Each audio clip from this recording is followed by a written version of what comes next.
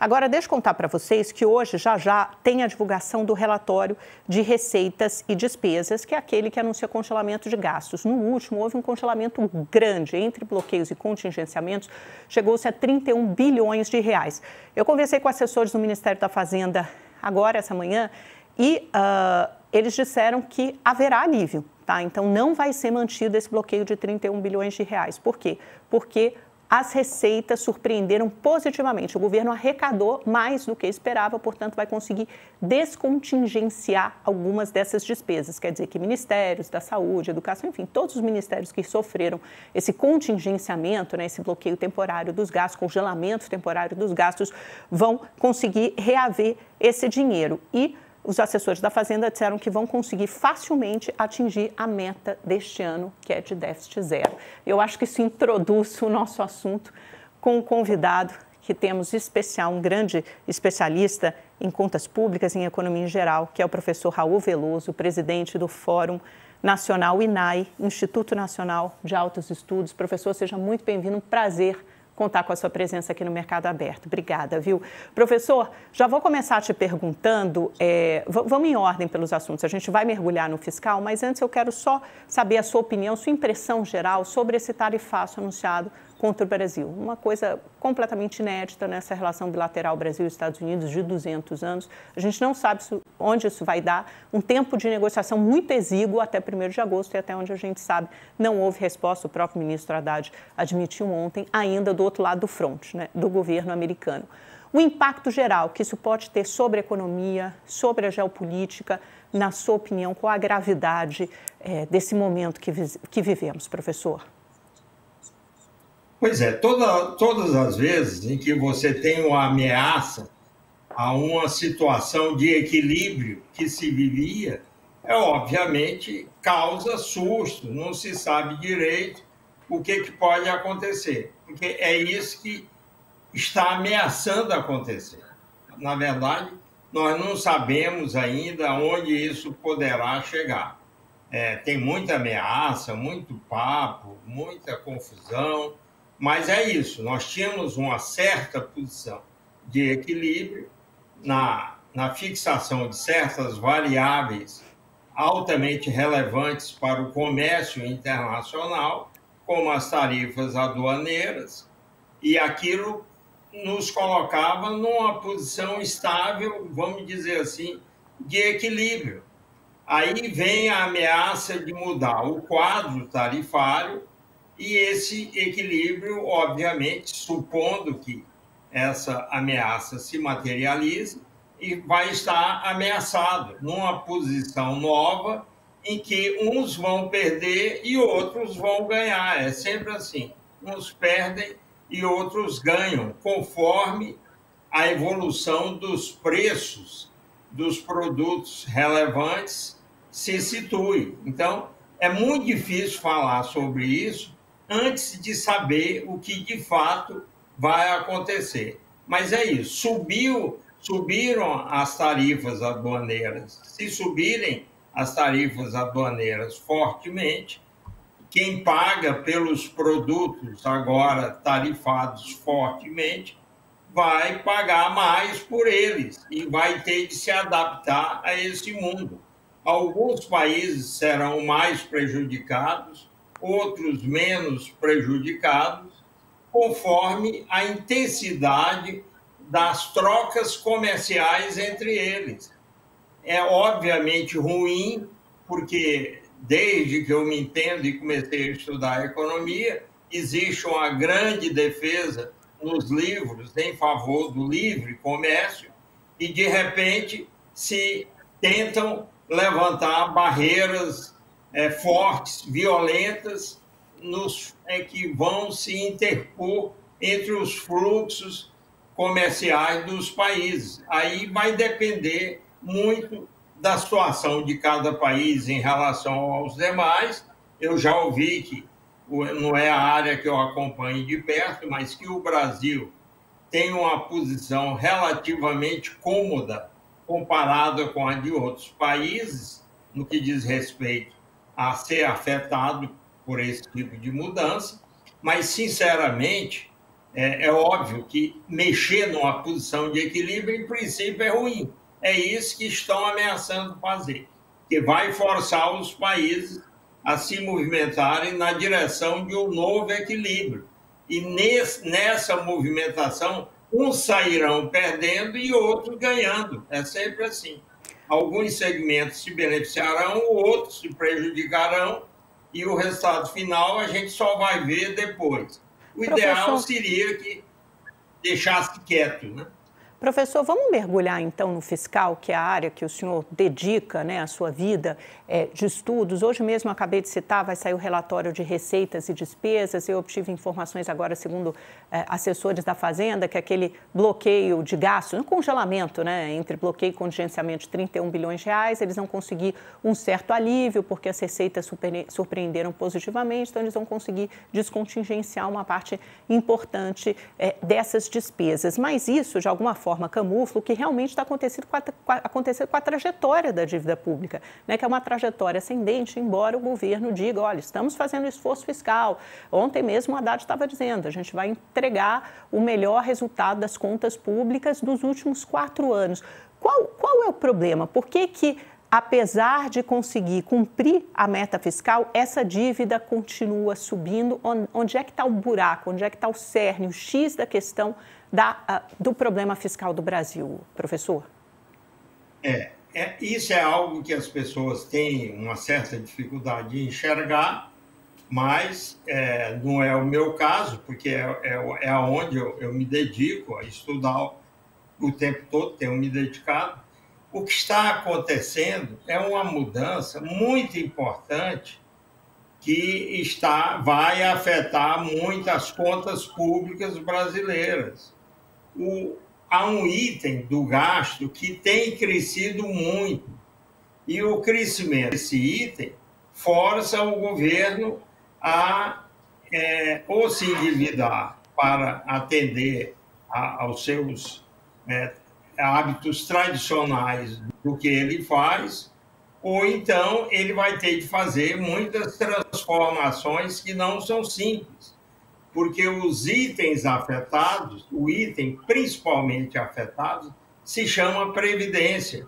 É um item bastante rígido, muito difícil de mexer, há uma resistência política muito grande a tomar medidas para reorganizar a Previdência brasileira, mas esse é o problema.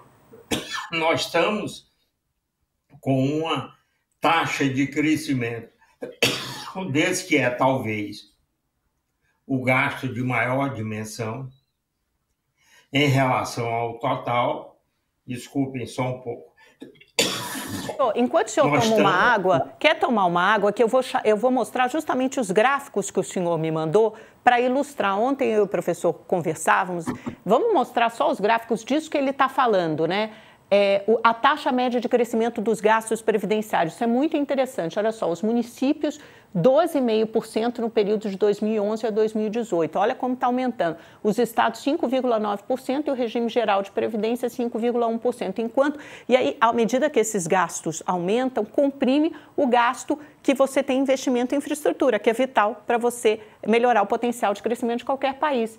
Nesse período de 2006 a 2022, caiu 1,5%. Tem uma outra tela que mostra aqui, olha, muito real, muito interessante. Olha, o crescimento, essa linha verde mais escura, primeiro, taxa de crescimento real de investimento privado em infraestrutura. Ele cai, né? Ele sai lá de cima em 1996, tem um pico por volta de 98 e vai caindo muito até chegar próximo a zero em 2022. E a taxa de crescimento de investimento real público, que é a linha laranja, ela chega a ficar negativa em 2020 e depois vai subindo um pouquinho em 2022. Então, você veja, e a taxa de crescimento real do PIB vai acompanhando, vai ficando nessa média. Você comprime essa média. Vamos voltar para o professor Raul, só para talvez ilustrar um pouco a sua fala, mas, por favor, prossiga, professor. Pois é, e aí, olhando esse gráfico que a Amanda mostrou, o que se vê é o seguinte: não adianta eu esperar que o gasto privado venha substituir o gasto público de investimento que começou a cair a partir de um certo momento. O normal era o gasto público em investimento subir a uma certa taxa e o privado, infelizmente, o normal no Brasil virou ele cair. Aí é uma outra história que não vale a pena tentar entrar aqui. Mas é só reconhecer que o quadro em que a economia é gerida por aqui é assim: investimento privado em infraestrutura cai, o investimento público subia e compensava, em parte, essa queda, mas, de repente, o público começou a desabar e hoje ele teve para poder abrir espaço para os gastos previdenciários, que são dificílimos de ajustar. As forças políticas se mobilizam para evitar que eles sejam ajustados, principalmente um governo do tipo desse que está aí, que é direcionado à esquerda, ele não vai admitir qualquer discussão de arrumação da Previdência. Mas a Previdência precisa ser arrumada para o espaço que havia para o investimento público crescer, de novo se abrir. Por quê? Porque é ele que determina o crescimento do PIB.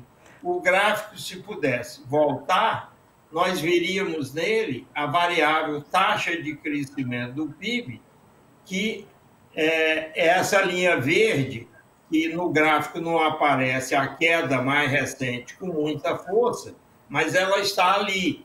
É a linha verde que começou a cair à medida que o investimento público em infraestrutura desabou. E aí o PIB não cresce. Esse é que é o grande problema do país hoje em matéria de crescimento. Professor, claro, o senhor está falando... das tarifas vai afetar, mas esse é o que afeta. É o maior problema da economia. A gente só tem 3 minutinhos para o final, professor, infelizmente nosso tempo é muito curto, mas queria que o senhor falasse também do crescimento das despesas sociais, porque a gente tem acompanhando o gasto da Previdência agora com o aumento real do salário mínimo, tem BPC, tem Bolsa Família não, mas tem o BPC, uma série de outros benefícios sociais que acompanham esse crescimento real do salário mínimo e comprimem ainda mais os gastos. Então, por mais que o governo venha com uma medida de aumento do IOF e outras medidas extemporâneas para solucionar momentaneamente o problema e conseguir cumprir a meta desse ano e do ano que vem, uma reforma mais ampla será inexorável a partir de 2027. Que reforma é essa?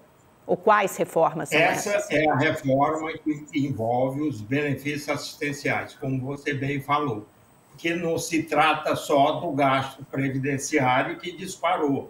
Os gastos assistenciais também dispararam e não há como acomodar tudo isso. É tão simples quanto isso.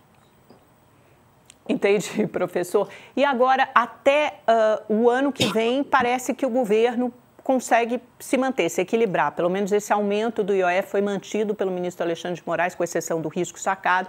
O governo consegue minimamente ajeitar as contas e sobreviver esse ano e ano que vem. O senhor acha, por exemplo, que seria necessário você...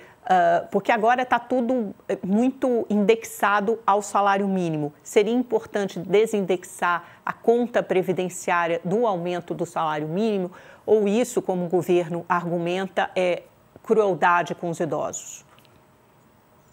Bom, aí é que está. É uma opção que tem de ser feita. O ajuste terá de sair de algum lugar, porque não pode continuar do jeito que nós estamos. E se é pela via do ajuste do salário mínimo, ou outras políticas que afetam mais ou menos as mesmas variáveis, é uma questão a ser avaliada por quem está sentado na cadeira do poder, que vai fazer aí os cálculos políticos adequados para saber onde pesa mais para sua base de sustentação, e aí vai fazer. Mas o ponto é esse: seja por conta da disparada do gasto previdenciário, seja por conta da disparada do gasto assistencial e também de algo que as pessoas demoram a perceber, que são as fraudes. Há muitas fraudes no processo de concessão de benefícios previdenciários isso eles e estão assistenciários para aquele pente fino. E rapidamente, só para terminar, professor, o governo está muito imbuído nessa cruzada de taxação dos mais ricos, né? Você corrigir as injustiças sociais, cobrar mais de quem tem mais. Faz sentido? É possível você tornar, do ponto de vista tributário, pelo menos, o Brasil um pouco menos desigual? Bom, possível sempre é. É uma questão de saber fazer a medida menos prejudicial àquilo que será afetado, acaba sendo afetado algum segmento, e para poder acomodar esse tipo de, vamos dizer assim, de concessão adicional que está sendo feita para beneficiar outros. É uma questão simplesmente de ver, fazer cálculos e sentir onde que pode pisar no acelerador ou onde tem de pisar no freio. Mas o que o senhor está dizendo é que não dá para fazer todo o ajuste só por aí. Vai ter que ser pelo lado dos gastos também para as despesas. Não dá para fazer o ajuste só pelo lado da receita. Cobrar mais de quem tem mais para poder cobrar menos de quem tem menos. Você vai precisar endereçar a partir de 2027 essa conta muito dolorosa, seja da Previdência, seja dos gastos sociais. Isso.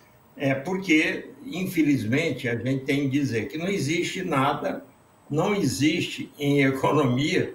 Eu me lembro da época que eu comecei a frequentar a universidade, tem uma coisa que se ouve: não existe lanche grátis. Isso não existe. Se você quer conceder mais de um lado, vai ter de tirar de outro lado. Não tem como fazer esse tipo de coisa sem identificar quem vai pagar a conta. E aí, na hora de pagar a conta, é que podem vir certos impactos que sejam prejudiciais a outras variáveis da economia, como o próprio crescimento econômico e do emprego. São todas contas e avaliações que têm de ser feitas por quem está sentado na cadeira do poder.